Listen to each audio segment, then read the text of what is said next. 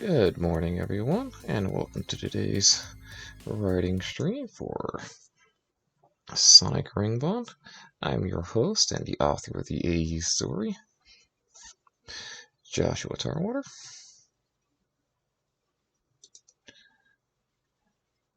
And I'm going to be trying to get right into it a bit easier than normal today. The last couple of streams haven't necessarily been as clean as I would like. Done some major rewriting, which has invalidated the content of some. All kinds of fun, to put it simply. Yesterday, even, for that stream, kind of went in bad mental health. Better today, but barely ready to get started. But we'll jump right in, same format as always. I'll be keeping track of what music I'm listening to on this side in my notes, as well as game design notes, as I structure my writing based around the idea of inserting cutscenes into a video game. And for those joining for the first time, the AU is based around the idea of what if Amy ended up with Sonic's moveset rather than the Pico Pico Hammer. There's a lot more to it than that, especially a massive increase in the involvement of rings as a part of the world instead of just a game mechanic, and a little bit of the question of what if Sonic CD had been more successful than Sonic 2. And so with that, we jump into the story. Today's scene, as you see, new zone. If you've been following along, we're now in Egg Garden Zone. So we'll go ahead and get started. And as always, if you'd like to ask any questions, feel free to drop them into chat. I'll be glad to respond to them. I'll be a lot more talkative at the second half of the stream after the break. And I go back and go over the scene paragraph by paragraph, talking about what I was hoping to accomplish and what my goals were with building out the scene. For now, let's go ahead and get started. And as always, feel free to ask any questions while I work.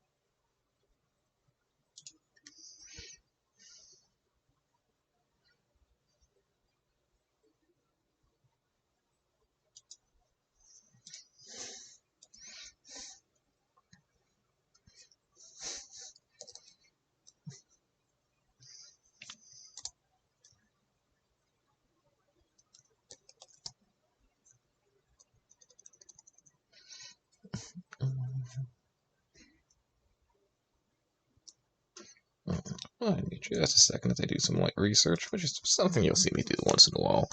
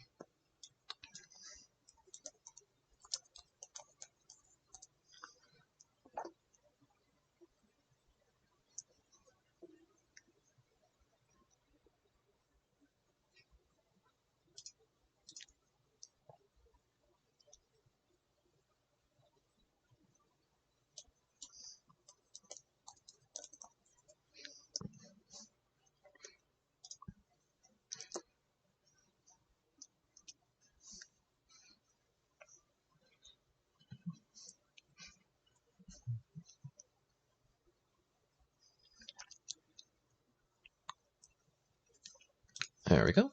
There was indeed a better name.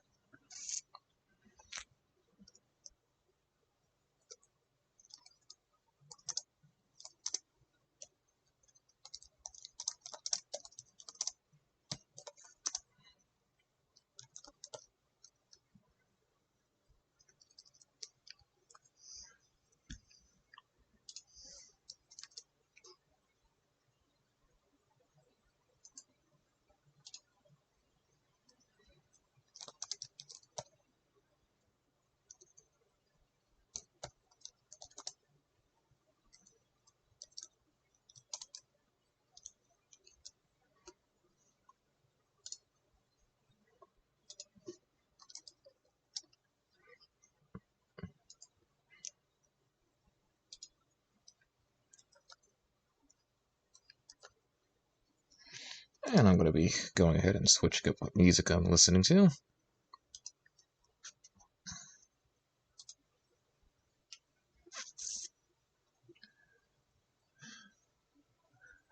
Unfortunately, I have no idea the title of the song.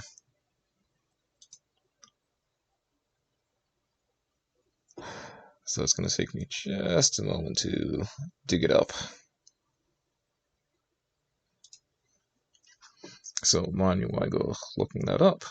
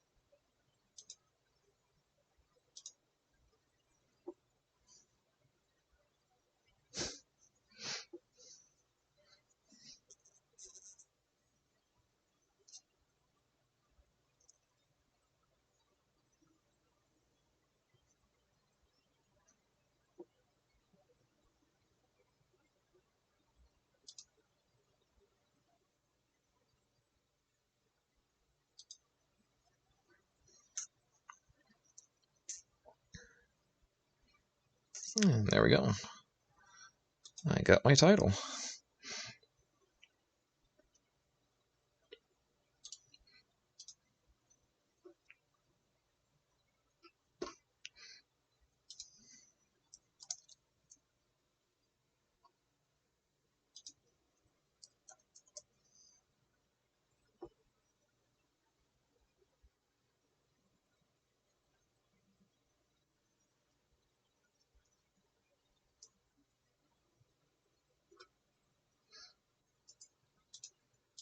I just need to see if I...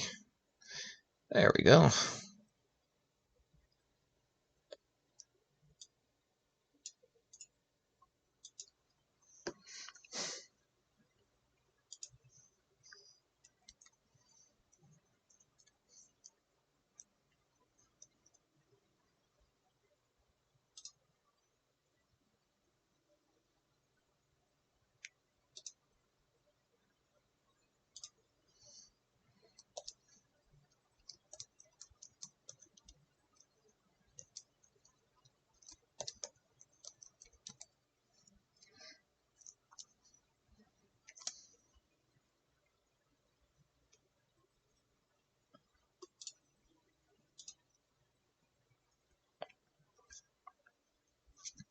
Don't know the Japanese pronunciation.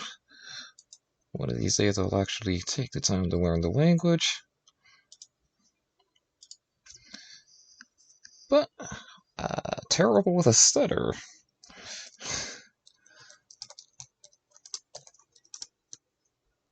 By Falcon Sound Team GDK. Off of the Goodening original soundtrack.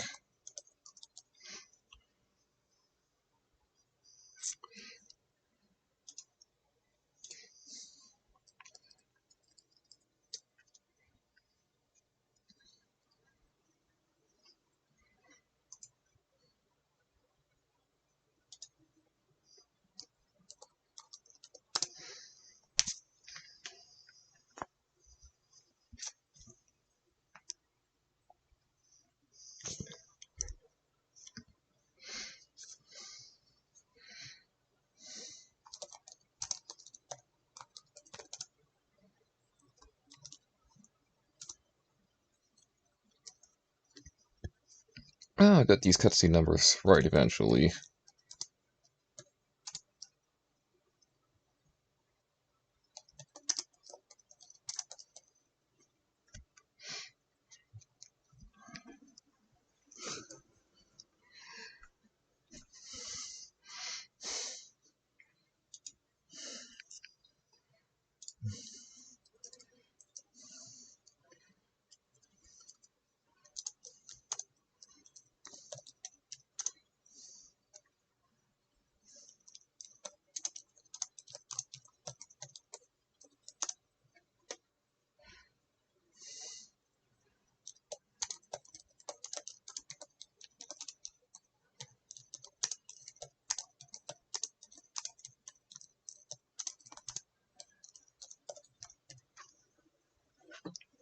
Hey, Raging Boy.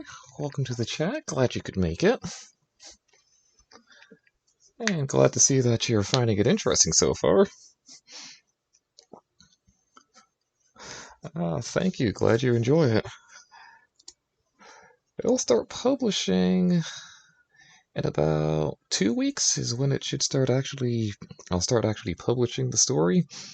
Like to try to give myself about a month worth of buffer.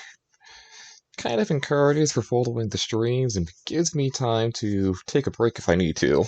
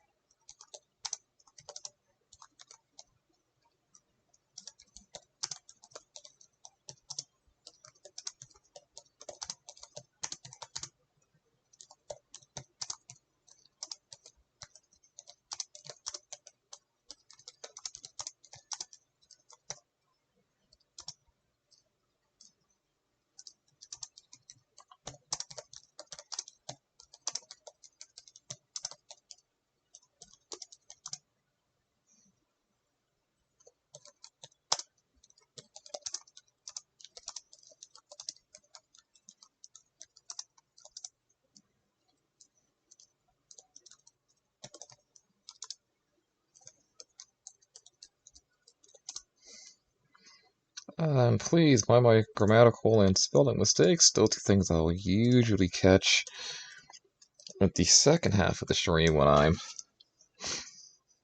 let's see here, proofing and talking about what my intentions were with the scene.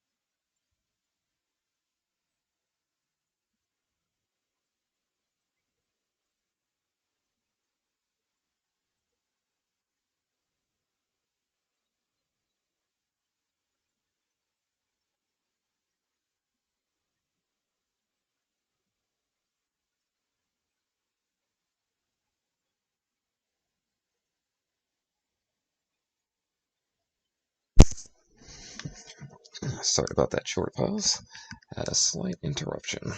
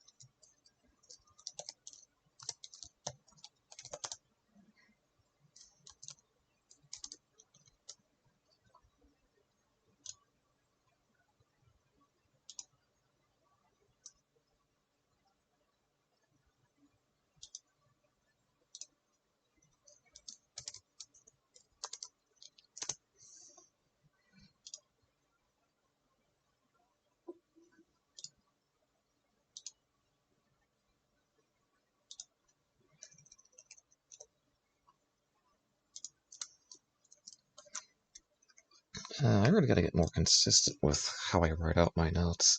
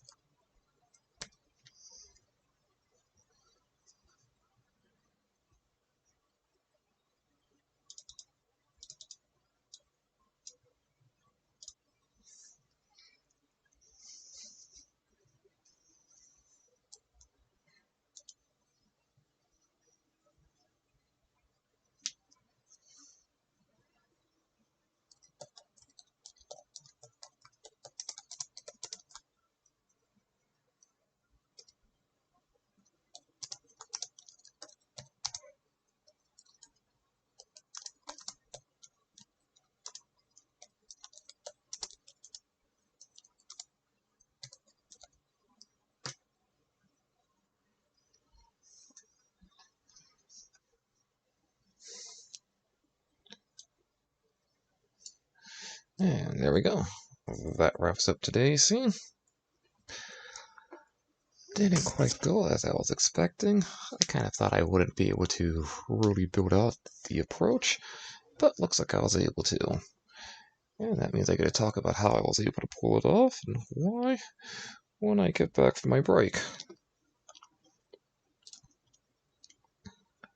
So, I would like to thank everyone for joining me so far, and welcome you to join me again after I get back from my break.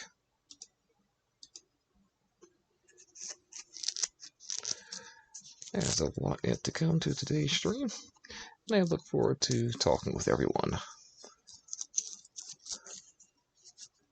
Until then, I'll leave you on this little slideshow and let the main theme of Sonic Ringbond play.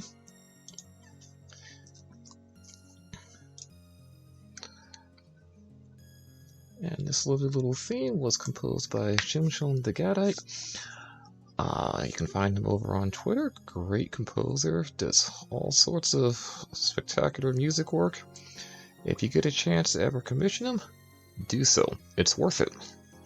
For now, I'll be back in a bit, and thank you again for joining me.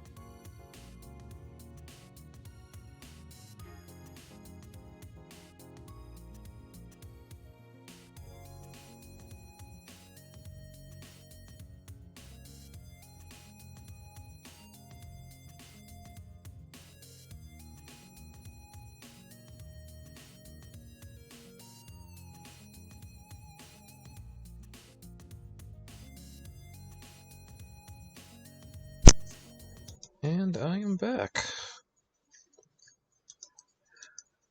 Welcome back to those who have been with me since the beginning. And thank you for joining, for those joining us now or skipping ahead in the future post of the stream on YouTube.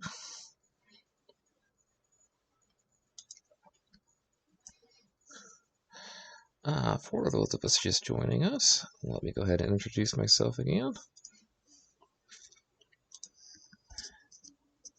I am at Josh Tarwater on Twitter, Joshua Tarwater. And let's see here, how do I want to go about saying it? Yes, I am your host and the creator and author for this AU story, which is rooted in the ideas of what if Amy Rose had ended up with Sonic's moveset rather than the Pico Pico Hammer, as well as making the rings a more regular part of the world. And let's see here. Yes, addressing the question of what if Sonic CD had been more popular game. Well, that one probably won't be addressed too much, as I'll be introducing an OC when I finish with this episode. A lot of work ahead of me, though, before I get to introducing that OC and allowing the AU to really start to go in its own direction. This particular scene today is doing exactly that, though, starting the new direction. And so we'll talk about the AU's direction as we move along. For those who want to track down and listen to the same stuff I'm listening to while I work, I'm starting off listening to the theme of South Island, Long, by Mitsuhiro Tada from the Sonic OVA original soundtrack. Good luck finding it. I found the version that I listened to should have been off of a reconstruction, actually, by someone on SoundCloud. But we'll see how it goes. So, this part of the stream, as we're here, I'll be going through the scene paragraph by paragraph, proofing it, and talking about what my ideas were behind the scene. As I typically do, I'll go over why I do certain things.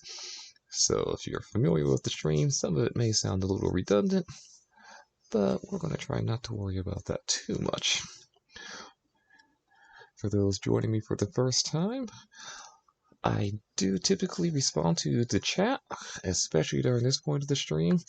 I go off on a bit of tangent sometimes, and that's kind of what happens when you think too much, which I am accused of being an overthinker, so we'll go ahead and enjoy that. That said, feel free to throw any questions at me in the chat, and I'll be glad to answer them as we go along. Otherwise, not a very long scene today, so we should be able to jump right in. And so we'll start with the opening paragraph. This opening paragraph is more so setting the scene and kind of building certain ideas into the story. It's a great place to do it without really going into too much detail.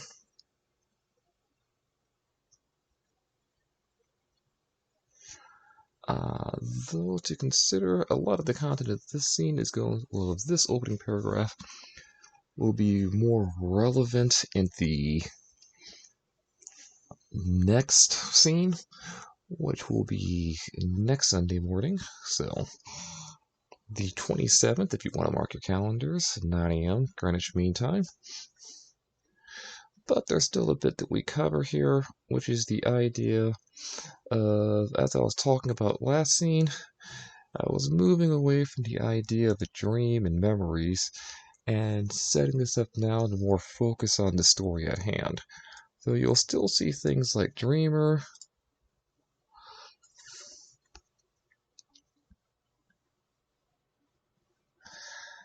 the idea behind this particular paragraph is to set up the idea of going to meet Eggman.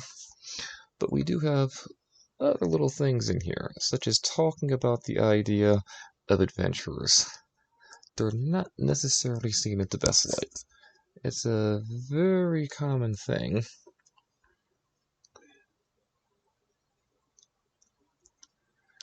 And I just go through a number of names that I've seen applied to adventures, including Sonic himself.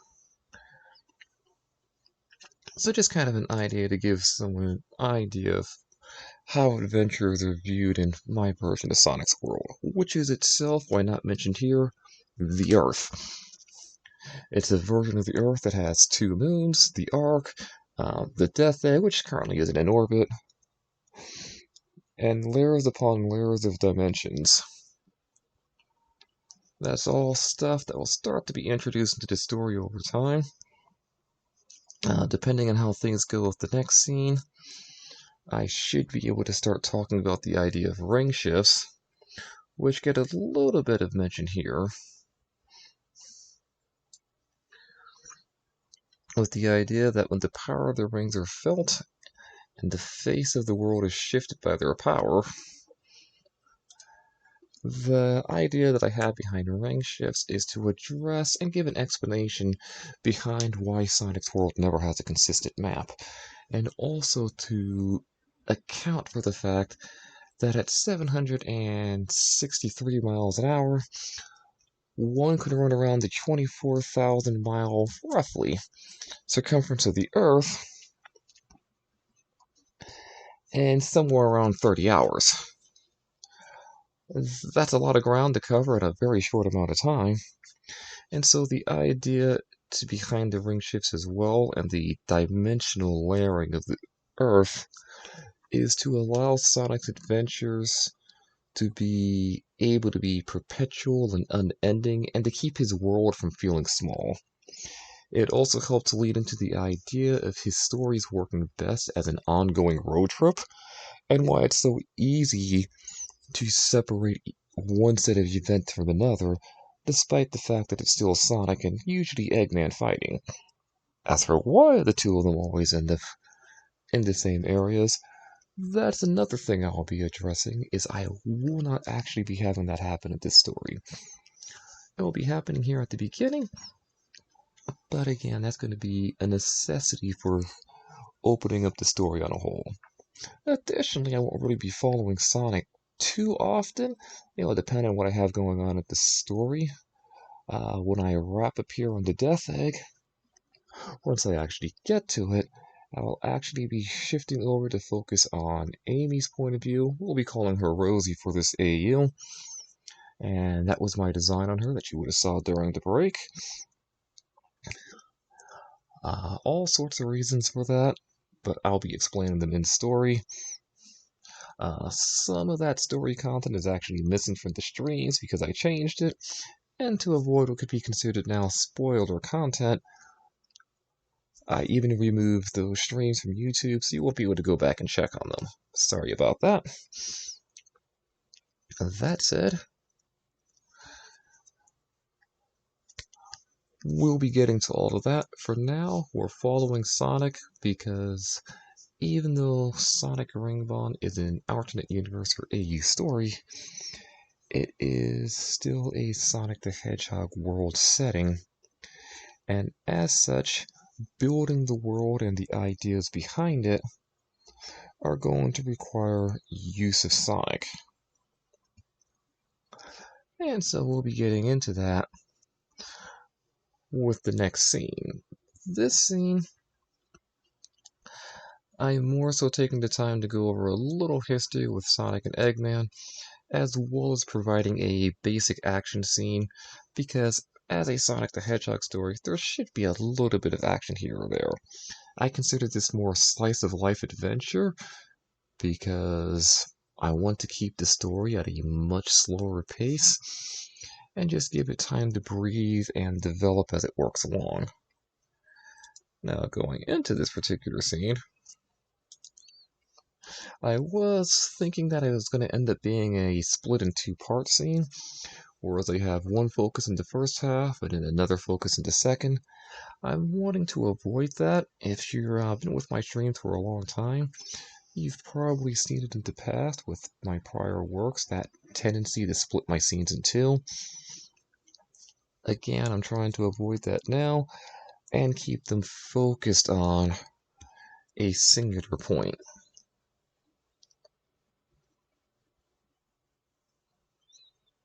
And so again, as I address one of the things I really want to address here, that Sonic is known as an adventurer. Yes, he's known as a hero for his exploits, especially in his battles against Eggman. But ultimately, to me, Sonic is an adventurer before he's a hero. And he's a very selfish type of protagonist. And his selfishness isn't necessarily a bad thing, as it does have a tendency of, when people are in danger, of getting him to act in the same way that his kindness does. And it's interesting to see that his kindness and his selfishness can align, and it probably can help explain a bit of Sonic's irritability as a character. A lot of people probably aren't familiar with that irritability. You used to see it a fair bit in the idle animations for the games. Before Sonic strangely had this gaslighted cute reputation applied to him, which is to me still to this day very weird, having been with the franchise since 1991. Not quite sure where it came from, probably will never understand it. But if you want a better place of seeing Sonic's irritability from the pre-adventure era, I will highly recommend the OVA every time. And so now as we get past the title block, which you'll probably notice to those who've been watching for a while, that my title blocks are animated. It won't be that way when published, unfortunately, if you're viewing on Tapas, but you should be able to find it that way on both Tumblr and DeviantArt, where I will also be posting. Had originally planned to try to get into AO3 and Wattpad, but I haven't even had time yet to start building a Discord server for the Sonic Rainbow AU yet. I have all sorts of big plans, but at the end of the day, it's probably just going to be a case of I won't be able to reach a lot of my ambitions and will just have to rely on my writing to really keep people engaged. Hopefully I'm doing that today. And we'll go ahead and jump into some of my writing tendencies, such as right now, one of the ideas to my writing fashion is I'm structuring it in a way to where it can work as a story, but also feels to be a story in a video game. And so you'll see me leave a lot of marks like this over here.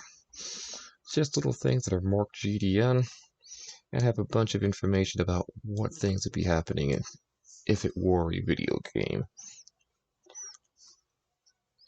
But the most important thing that you'll notice is the way in which I tell my story. And I try to avoid long descriptions unless they lend to the story. My inspiration for that is from Ikuhara Sensei, best known for Revolutionary Girl Utena. I was introduced to his works through Milwaukee Penguin Drum, but a lot of his visual presentation of scenes is what inspired this particular way of my approach. And you just get a quick set of sentences which describe things. I try to avoid being too detailed.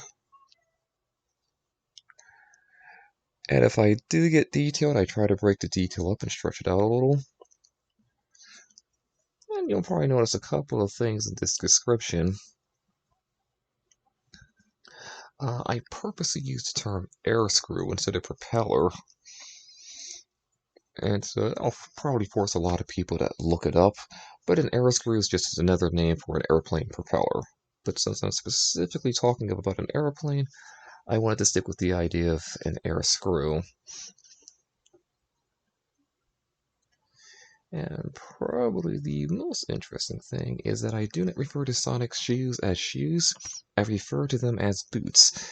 And the reason for that is because Sonic co-creator and character designer Oshima Naoto-san is on record on his Twitter account as describing Sonic's shoes as boots with the cuffs rolled down. Which makes sense because the inspiration for his shoes in general are actually from the boots that Michael Jackson wore for the album cover and the music video for Bad. And so, since we're looking at boots, we'll go ahead and run with boots. I personally think it's a cool little detail myself. Not sure how other people feel on it, but I'm very much into that idea of sticking with a lot of that early imagery.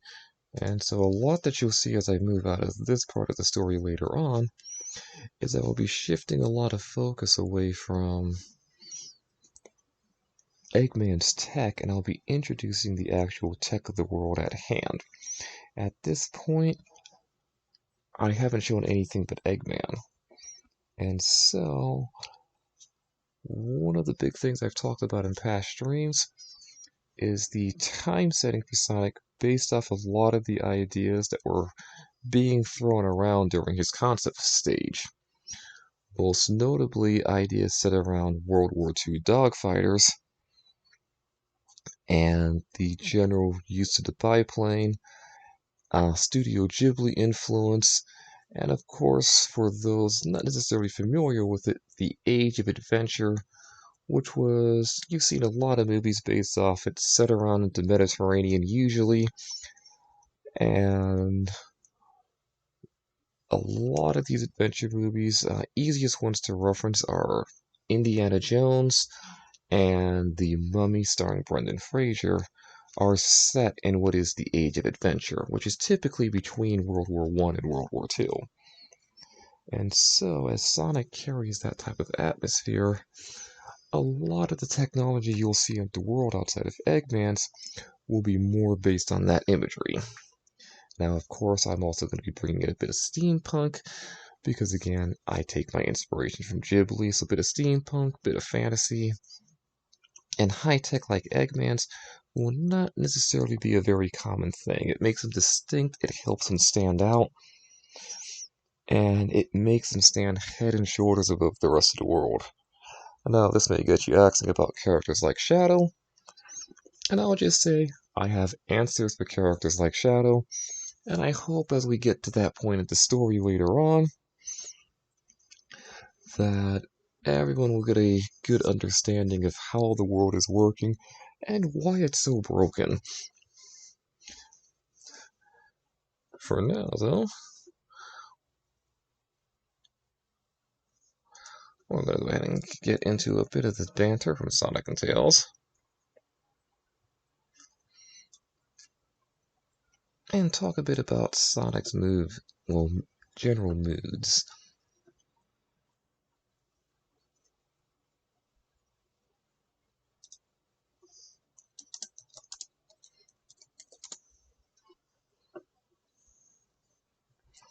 Now, first thing you're going to notice is that I'm still running with the idea that Tails is not heavily familiar with Sonic. They've only had one adventure together, and while they've hit it off and get along really well, there's still an uneasiness that Tails possesses and an inability to fully read Sonic's moods that you would be used to him having being set further in the future. If you're not quite sure when this time period is, we are literally a week after the end of Sonic 2. Normally that would be the beginning of Sonic 3. However, for my AU story, things are very, very different. And why we don't get Sonic 3, I will explain in the future. There's a lot to cover, a lot to consider, and it should be particularly engaging, I hope. At the very least, I hope it will be fun, or perhaps even stimulate discussion. But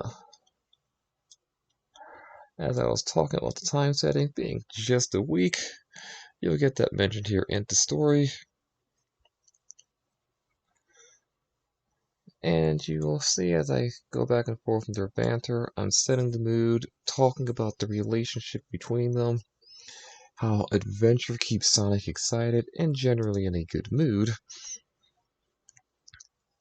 I can kind of give an idea of why he chases adventure all the time.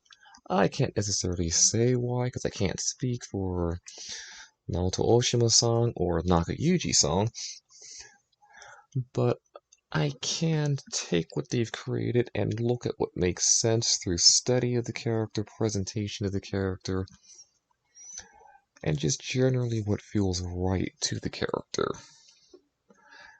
But it's one of the safe things about working with an AU. Now, if you're used to Sonic being a comedian, you're not really going to get a lot of that in my AU. You'll more so get ideas of him being more carefree but serious when he needs to be. The idea that he's a very irreverent character, less so than just a obnoxious smart aleck. He's charming, he's playful, he lives life to the fullest.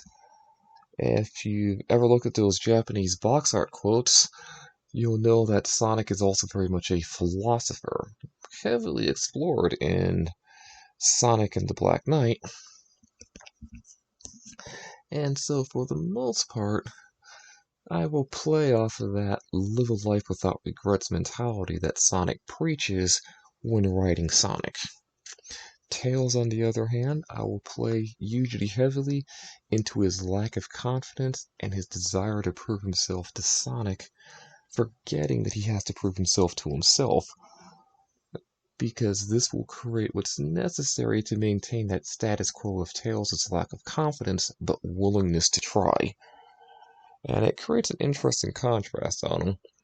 And it helps tie into the idea that, like Sonic, he's meant to have a static arc.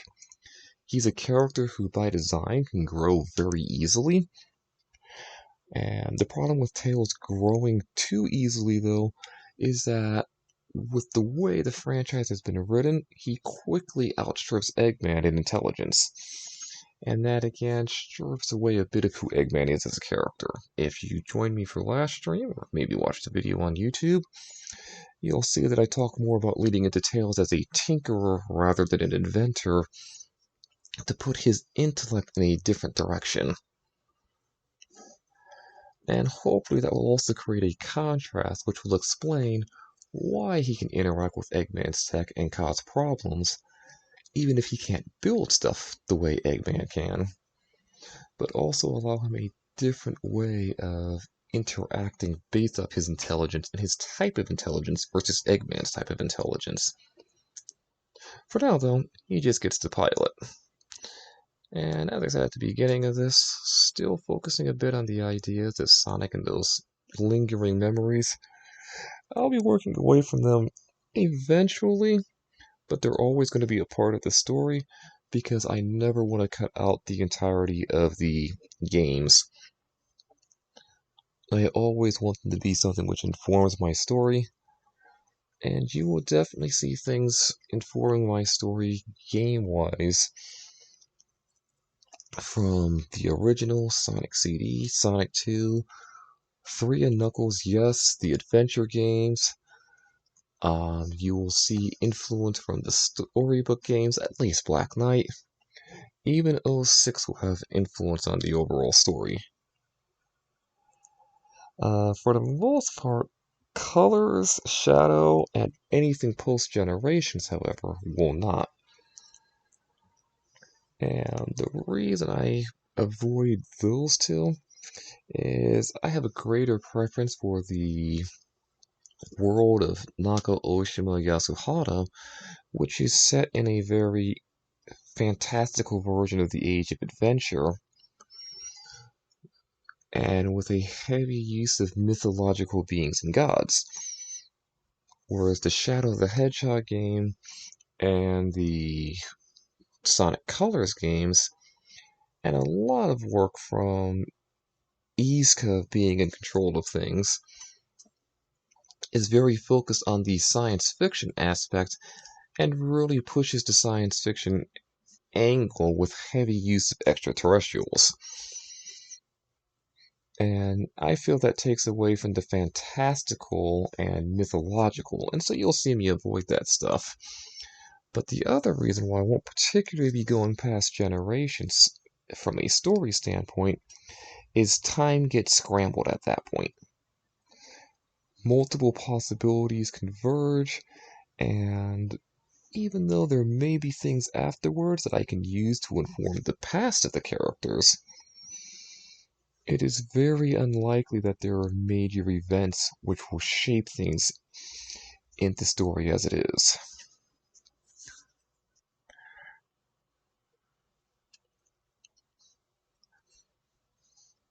Now, one of the big things that I want to also address here is if you read that Japanese instruction manual story, Tails literally just follows Sonic on the adventure because he can, and he wants to.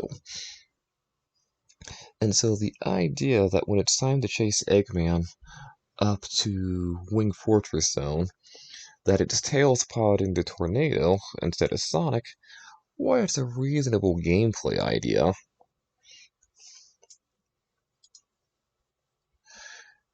It doesn't really tie in story-wise why Sonic would let it happen. So I just kind of addressed that here, with Tails being surprised, and Sonic explaining away that it doesn't really matter because Tails just could have flown up anyways. You literally see that embodied in Sonic 3 in Marble Garden Zone, when Tails is literally airlifting Sonic for the boss fight and then carrying him into Carnival Night Zone. So the idea that he can replace the tornado itself and just do it anyways is perfectly fine.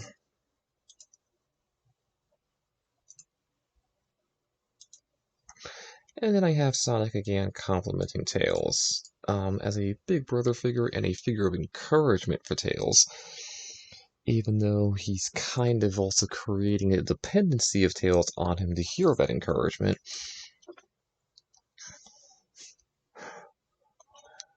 You'll get these little compliments from Sonic about all the things I can do.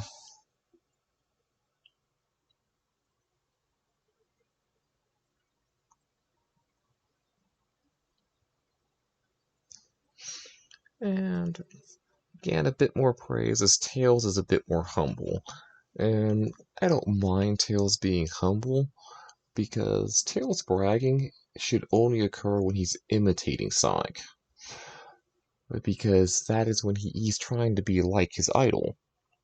But when it comes to his engineering, it's just something he does. It's not something he necessarily takes pride in, it's just something he enjoys and thus thoroughly partakes in. And even his own work, he's not always confident in. He's excited about it, but it is still very likely to blow up in his face. Even the Tails adventure ending literally shows what he's working blowing up in his face. I will address Tails adventure later on, but that's a couple of episodes from now. And when I say episodes, I mean everything that's encompassed under the idea of an episode with a title. So, episode of New History is the episode we're currently in. The first episode was episode of After Fall, and then the next episode will also have its own title.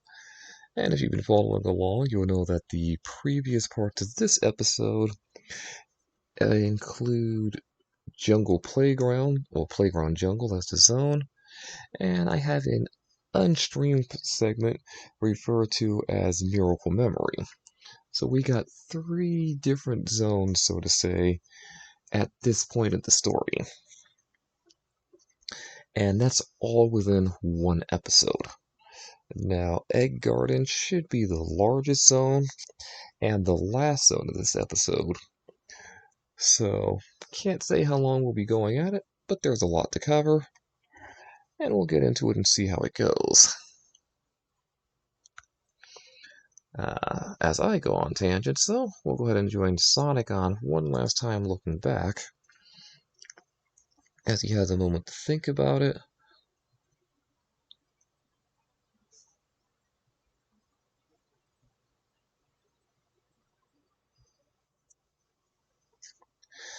And also, I take this time with Sonic's tangent to go, okay, if you recognize the scene, or at the end of, or post Sonic 2, we should be going into Sonic 3 and Knuckles. And so, there were certain expectations. And so I really take the time to just kind of handhold the audience and go, I'm not going that direction. Get ready to be surprised by something new.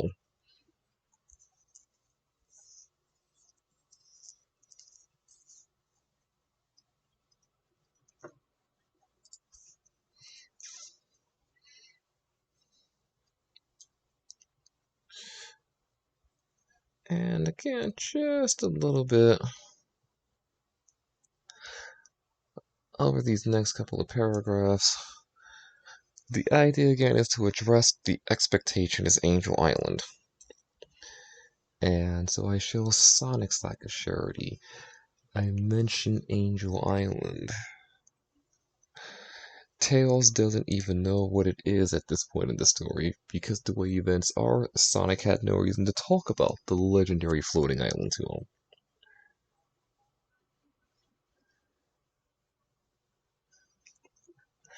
And I also take a quick jab at Sonic not being able to swim, while letting him express it with his own attitude.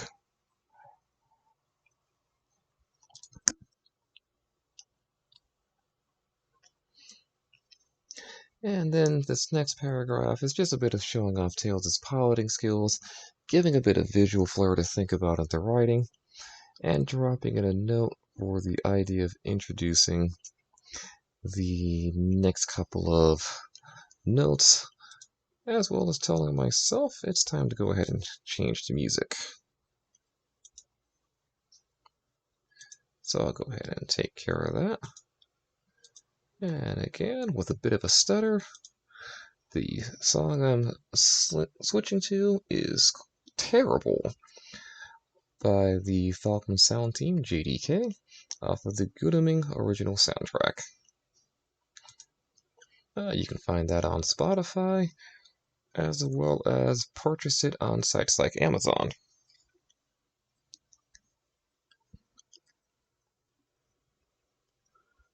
So, with the music switched, we now get into the second half of the scene, which is still the approach. And as we're doing the approach, again, the idea to this whole scene is coming up to the Death Egg. And additionally, I wanted to introduce a little bit of action in there. If you're following my game developer notes, it's a moment after the original tutorial level to introduce pretty much another tutorial in a plane stage. And so if I really wanted to, I could come over here, and well, I'll go ahead and guess I'll mention it on the next note that pops up.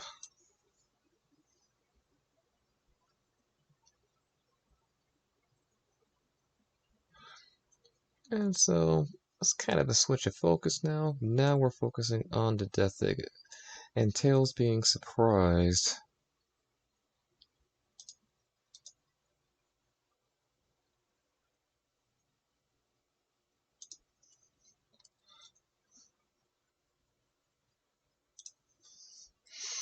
And implying how much damage the Death Egg should have suffered.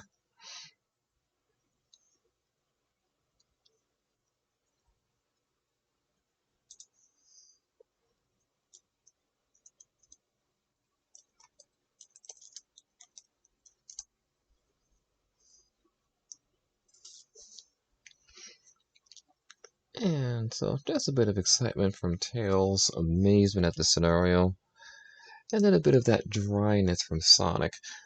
A lot of people see Sonic as a cynical character, which is completely against what he is. He's a character who's supposed to enjoy himself, be full of life and vigor, but because he's cheeky, this should bring about a lot of irreverence, and also it should, with his character, be combined as being charming.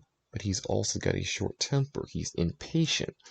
And so instead of being cynical, a better way, in my point of view, to write that out and to show his irritability, which is a frequent thing for his character, especially if you go by what Nakasong has said, and he doesn't get enough sleep to enjoy his running, you end up in a scenario to where a dry approach works better for Sonic.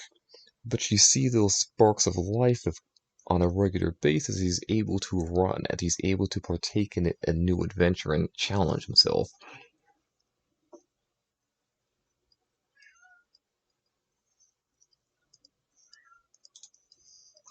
And I'm not quite sure why I've decided to go with it, but while I have Tails calling Eggman's robots, I decided to have Sonic call them mechs. Again, not 100% sure why I made that decision, but somehow to me it just feels more appropriate for Sonic to be calling them mechs. And so at that point, just take a time to explain a bit of Eggman's robots. If you've played Sonic 2, you should be familiar with the enemy design in question.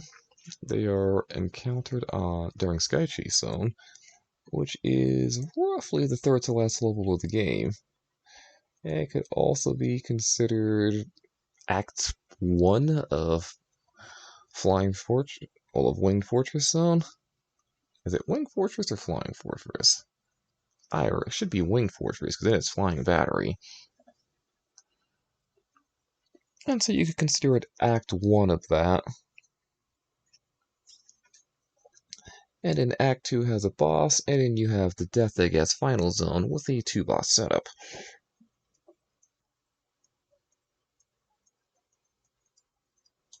I'm kind of surprised there's a lot of grammar mistakes being missed, but I guess that's the way it is.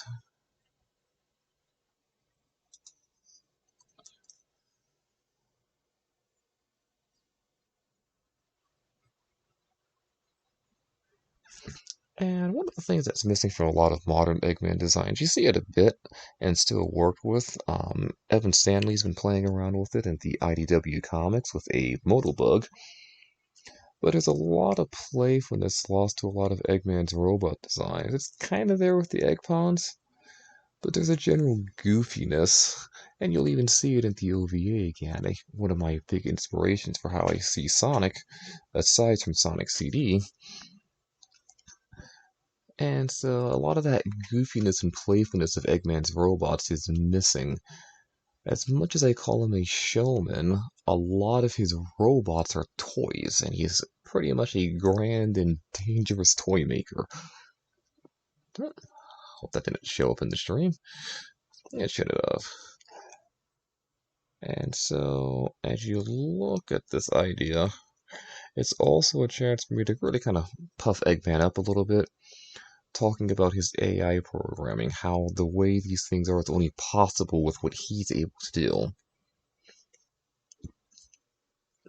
And then we move into the beginning of the attack and the action scene. Don't try to have it too long in particular. Again, it's just more so telling the story.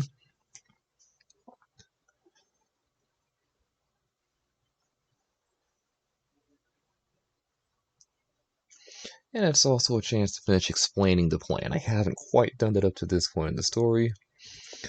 And it's not just a chance to finish explaining the plane, but I take a time to really show off Tails' piloting skills and give Sonic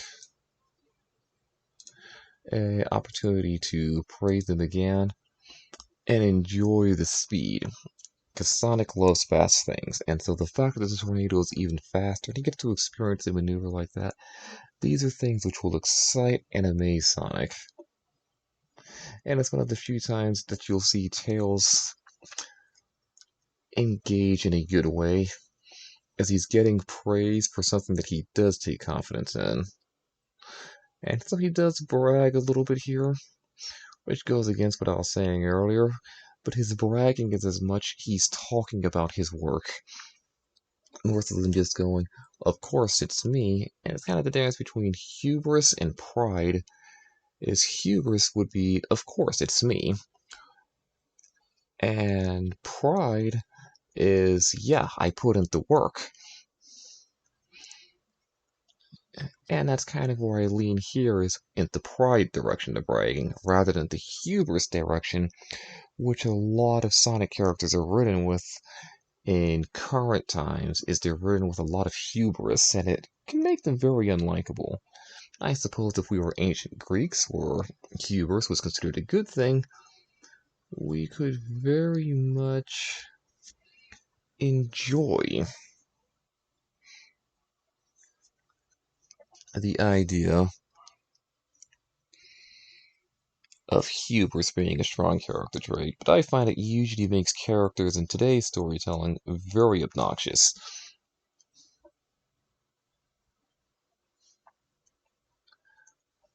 But it's also a bit to show Tails going on a tangent about what else he likes aside from his idolization of Sonic.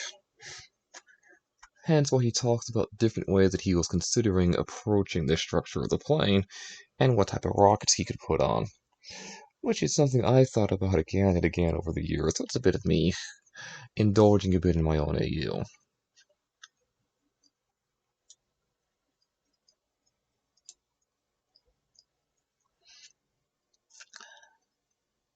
And so, again, Sonic doesn't even typically like the word slow if you go by a Sonic Jam bio.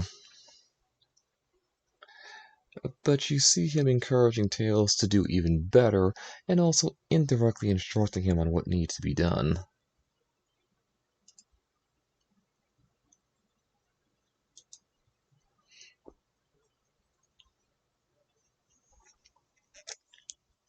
And just a bit of that playfulness that I try to keep in Sonic, and so he's encouraging growth in Tails, instructing him into the scene, and staying playful and quippy to keep the dangers of the situation from mind.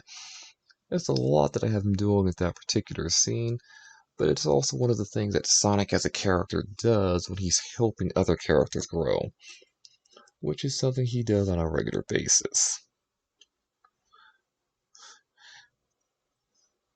And here I gotta talk about the difference between a biplane, even with a rocket slapped on, which in the real world would literally snap the wings off of the biplane. But it's also a chance to talk about again how good Eggman's designs are.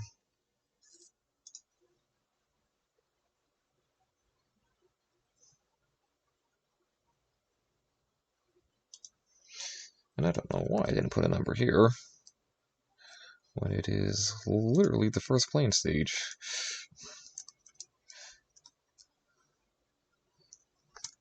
And we'll go ahead and call it a tutorial. There we go.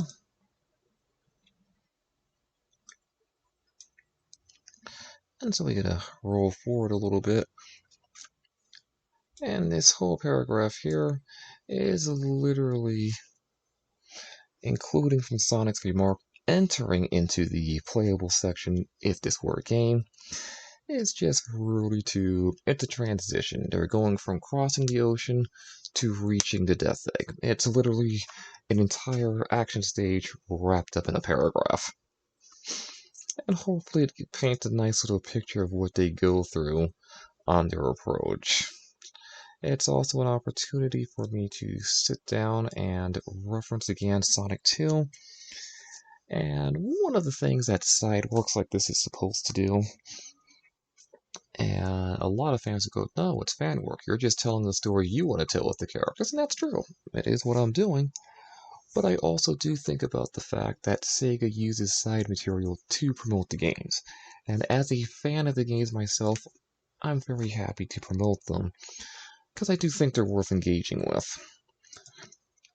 I would like to think most Sonic fans are at least aware of the information for the games from the wiki, Though honestly, I would probably recommend Sonic Retro's info page over the wiki when going into details on the games, as they do carry the translations for the Japanese instruction manuals. Really, they also carry the best part, which is PDFs of those Japanese manuals. And myself included, we should all, as Sonic fans, just learn Japanese and go read that stuff to see everything we've been missing out on for not being native Japanese speakers. Would it all take the time? I don't know.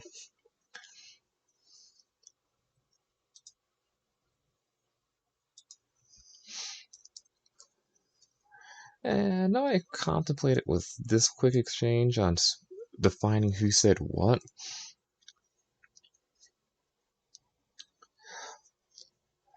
But I didn't really feel it was necessary. I just wanted to capture an air of surprise from both Sonic and Tails. I kind of imagined it myself as Sonic is talking first, and then Tails is saying it has to be. But the idea is just that it doesn't matter who says what, they're both surprised by what they're finding. And so I wrap up that surprise with this final paragraph by talking about again that time from when Sonic just fought Eggman at the end of Sonic 2,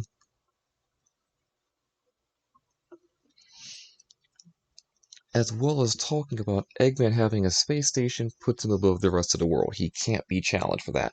It's again a bit of a moment of bolstering Eggman up and implying the gap in his level of technology in the rest of the world.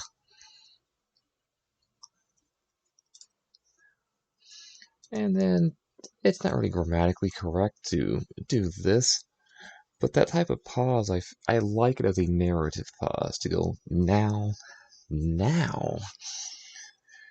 because I think it just brings better emphasis to a scene, and I hope people can understand and enjoy that.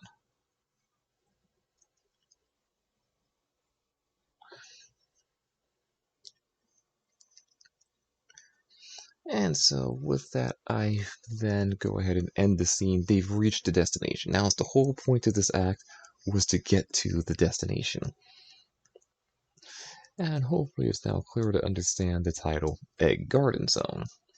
And so, with the post scene, the idea to these post scenes is both to serve as a quick wrap up of the scene at hand, to readdress any philosophical questions presented in the opening paragraph, and to also set up the transition into the next scene.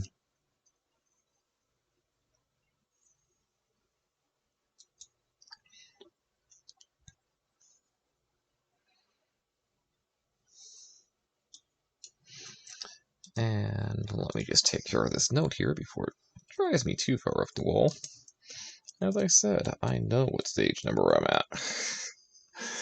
That's the source stage and the tutorial. It's the cutscenes I have to actually go back and count. I've got quite a few of them up to this point, and game design wise, too many cutscenes, too much time away from gameplay, bad, bad, bad. I imagine this as a point and drag browser game based off of the Sonic Chronicles website from back when Sonic Chronicles was in development, and I consider that mixed with going into stages that are 2D stages like the classics or even Sonic Rush. In fact, Sonic Rush Adventure would probably be a great way to think about it. You got a world map, except you can run around on it as more like hubs, like Sonic Chronicles, and it's just point and drag to make Sonic, or whichever character you're controlling, moving around it. As I said, I got an OC who will be a main character alongside Sonic and Amy. And again, when Amy joins the story, we'll be calling her Rosie. Lots of reasons behind that. I can talk for hours on it, but I'll get into the details on that more so later on when I actually get her into the story.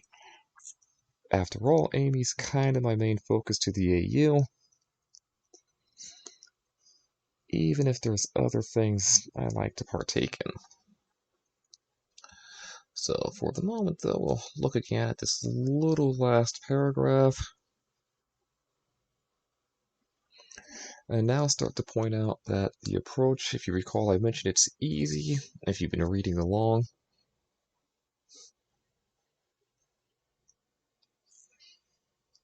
And I mentioned something else is holding their attention now. This is part of what I mean by setting up for the next scene, is I'll be able to start talking about what else has their attention.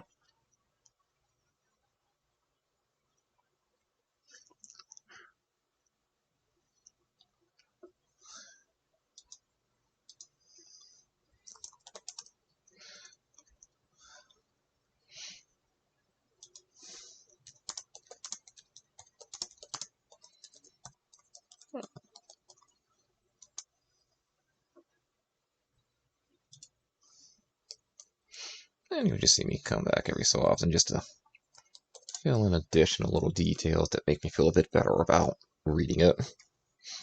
It may make sense up here, but I want to make sure it makes sense to my reader, even if it gets a little wordy.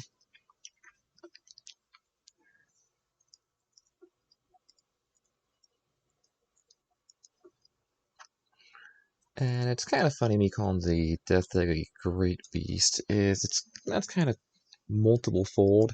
It is a great beast in the fact that it is a space station which will allow Eggman to conquer the world, but it's also a great beast in regards of, if you're familiar with the Sonic 3 and Knuckles story, the Japanese side, the way that Eggman tricks Knuckles is he refers to the Death Egg as a dragon's egg that he's come to study. Knuckles is aware of the legends of the dragon. He is aware of legends of a dragon and a great egg. And so he buys into this idea. Now, where would Eggman have gotten this information to be able to trick the guardian of the island? More like than not, Gerald's diary. Because Gerald has an imitation of the Master Emerald Shrine in the Space Colony Arc. The Bio-Lizard is based off Chaos, the god of destruction, which would be Echidna lore, and if you go by things being skewed by Knuckles being, by the time Knuckles is the only person up on Angel Island, then you have this idea of Chaos actually being the dragon, and the Master Emerald itself the dragon's egg. Regardless, it's actually interesting if you've seen that recent bit of concept art for Knuckles from Sonic Technical Institute, is it actually implies that when he perceives himself as the last of the Echidnas, and that he also perceives himself as the guardian of the Master Emerald, he hasn't actually found it yet. And it would imply that a lot of his early concept, not just was he a dinosaur before he was an Echidna, but he also did not live on Angel Island. He would actually have been traveling to Angel Island, and yet he's still there before Sonic because he's trying to find the Master Emerald so that way he can serve his duty as its guardian. I find that ironic, as it's something I've argued for Knuckles for a long time, that his role as a recurring character works better if he's searching for the Master Emerald rather than guarding it. Because if he's guarding it, he becomes stationary. If he's searching for it, he's active. And it also takes him away from having an evolving character arc, which makes him very difficult to use again, to having a static character arc like Sonic and Tails. And also Amy. And searching for the Master Emerald is also a grand adventure, which Sonic would gladly help Knuckles out with, because adventuring, traveling, seeing the world are things Sonic does. And they're supposed to be kind of a protagonist-lancer rivalry dynamic. They bounce off each other and push each other, but also rub each other the wrong way because of their perspectives and values. But it also sets up allowing Tails to be an adventurer who follows them, because he wants to be an adventurer who learns from Sonic and to prove himself to Sonic. And it also ties into Amy being an adventurer who travels with them, because she's like Tails in that regard, and that's in addition to her love for Sonic. but she's also huge on helping people, and this would tie her to Knuckles and also wanting to help. The idea of the Genesis Trio, as some people will call it, especially amongst Amy fans, is that they don't really mesh the way a lot of people think they do. They usually mesh better once the Master Emerald is out of the equation for Knuckles guarding it. But it simultaneously doesn't tie into Knuckles' character. And so the idea to me that the Sega Technical Institute had a document saying he was looking for it, the very thing I always said Knuckles needs to be doing rather than guarding it, I find that interesting, because that kind of implies to me that Knuckles was likely originally planned to be more of a long-term character, but then things happened, and he ended up being written as a one-off character.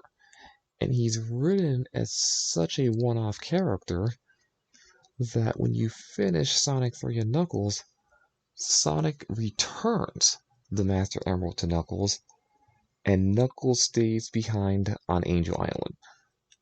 Even when you go through Knuckles' route, which takes place after Sonic's, for whatever reason Sonic flew back. Sonic being Sonic probably just wanted to see the island up in the sky. Seeing it wobbling all over the place, flew around to see what was going on, spotted Knuckles in a fight, gets there in time to catch him, and puts his hide right back on Angel Island. And this is telling you that even with Knuckles' story, Angel Island's where he's supposed to be, but that doesn't mesh with Sonic as an adventurer. And so, to me, that's really, really interesting. Especially if you read this information that Knuckles really is supposed to be a match for Sonic in a lot of things. But it's kind of other interesting stuff on it, such as his climbing was actually more like what Espio ends up with in Chaotix. And I don't think a lot of people realize it, but Espio was actually supposed to be the main character of the game.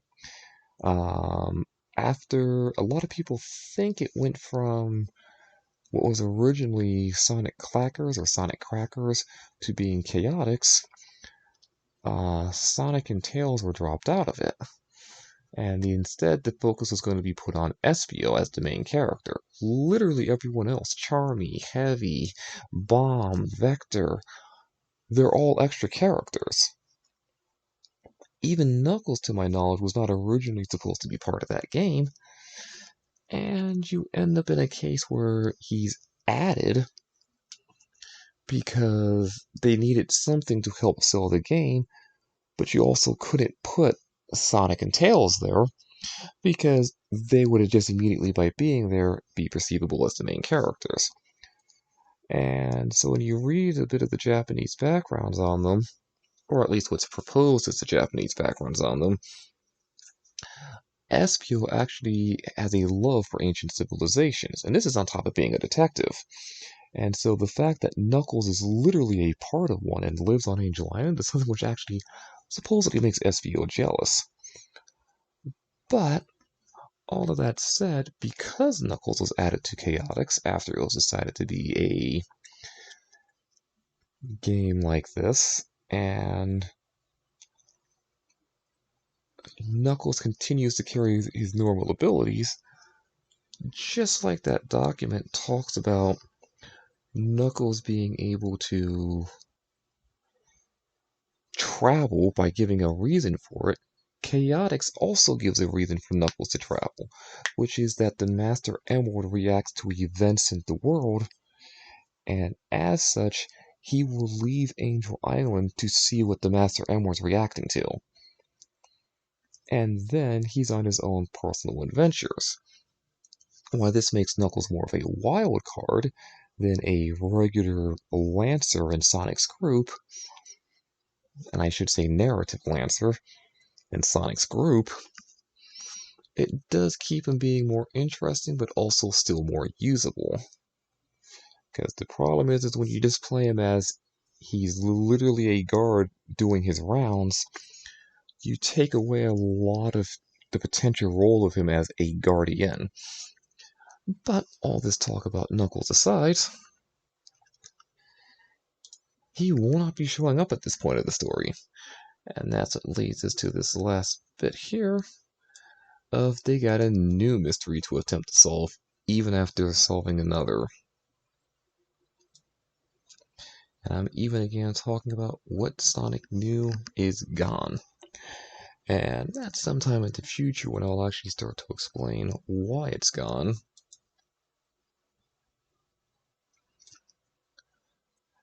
And Sonic being he's not really sentimental, but he cares about his friends. And all of this now being gone means all those friendships are gone too. And so while he's excited for these new adventures and will keep running forward, there is conflict in his heart. And so part of the idea to that, because again, this final paragraph is meant to set up what comes next, the idea is to create a scenario to where Sonic can feel aggression towards what's about to be happening, and also be aggressive towards Eggman.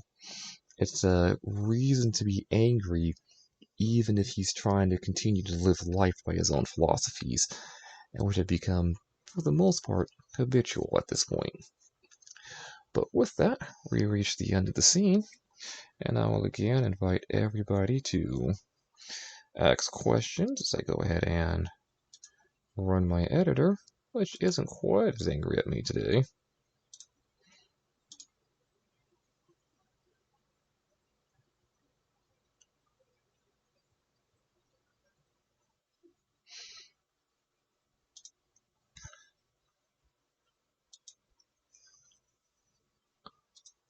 The thing that I do so that way things look nice. But there we go. That will wrap up this scene. The editor is happy. And it was a nice and short little scene. I don't seem to have any questions today. And went on a bit of a Knuckles tangent there. But I will go ahead now and switch the music over to the theme of Sonic Ringbond, once again by Shimshon Degadai, over on Twitter. Go and track him down, give his work a listen. And if you ever get the opportunity to commission him, I highly recommend it. But for now, this will be a wrap on today's stream. Thank you very much, everyone, for stopping by. I appreciate it, and hope to see everyone next week when I stream what Sonic and Tails find inside the Death Egg in its rather peculiar condition. Thank you again, everyone. Stay well, and I'll see you next week.